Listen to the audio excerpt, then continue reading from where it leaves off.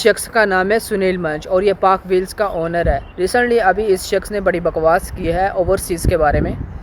یہ کہتا ہے کہ اوورسیز کو یہ حق نہیں ہے کہ وہ پاکستان کے بارے میں بات کریں، اوورسیز کو یہ حق نہیں ہے کہ وہ ووٹ کے بارے میں بات کریں، اوورسیز کو یہ حق نہیں ہے کیونکہ وہ باہر جا کے عیاشیاں کرتا ہے، اس کو یہ حق نہیں ہے کہ وہ چھوٹے بھائی کو بولے کہ ماں کا خیال رکھو، ماں کی میڈیسن کا خیال رکھو، سب کا خیال رکھو، اس کو یہ حق نہیں ہے کہ وہ پاکستان کے بارے میں بات کرے۔ تو سب سے پہلی بات یہ ہے کہ بھائی جان مجھے لگ رہا ہے آپ کے دماغ میں کوئی فرق پڑ گیا ہے، ٹھیک ہے، اپنا علاج کرواؤ۔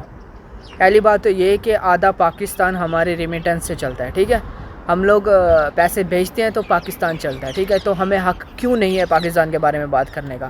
ہمیں پتہ ہی یہاں پہ باہر آ کے چلا ہے کہ ہم لوگوں کو کیسے بیوقوف بنایا جا رہا تھا پاکستان کے اندر، کیسے ہم لوگوں کو بھیڑ بکریوں کی طرح رکھا جاتا ہے پاکستان کے اندر، کیسے ہمارے اوپر حکمرانی کی جاتی ہے۔ اس لیے ہم یہاں پہ آ کر یہاں پہ بات کرتے ہیں پاکستان کے بارے میں، اس لیے ہم بولتے ہیں کیونکہ ہمیں یہاں پر پتہ چلتا ہے کہ یہ ملک پاکستان سے بعد میں بننے والے یہ ملک آج کہاں سے کہاں پہنچ گئے ہیں اور پاکستان کہاں کھڑا ہے۔ صرف آپ لوگوں کی وجہ سے، آپ لوگ جیسے رونگ نمبر کی وجہ سے پاکستان وہاں پہ کھڑا ہوا ہے۔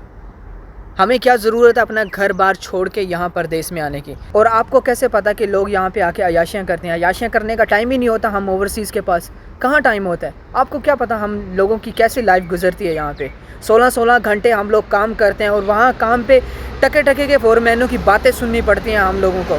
پھر جا کے ہم گھر میں آتے ہیں تو نہا دھو کے ابھی ہم ریسٹ نہیں کرتے بلکہ کھانا بناتے ہیں خود کے لیے۔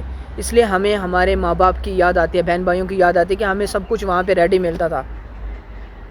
اس لیے ہم یہ خیال کر کے یہ بولتے ہیں بھائی ماں کا خیال رکھو، بہن بھائیوں کا سب کا خیال رکھو، اس لیے بولتے ہیں کیونکہ جب ایک چیز آپ کے پاس نہیں ہوتی اس کی قدر کا پھر آپ کو پتہ چلتا ہے۔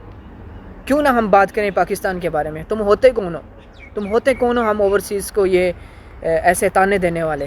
آپ کو کیا پتہ ہم کیسے یہاں پہ زندگی گزارتے ہیں، کیسے ہم یہاں پر محنت کرتے ہیں صرف اپنے لوگوں کے لیے، اپنے پاکستان کے لیے۔ اس لیے ہم بولتے ہیں، ہمیں بولنے کا حق ہے، یہ ہمارا حق ہے، ہم بولیں گے کیونکہ ہمیں وہاں پر بھیڑ بکریوں جیسا سلوک کیا جاتا ہے ہمارے اوپر۔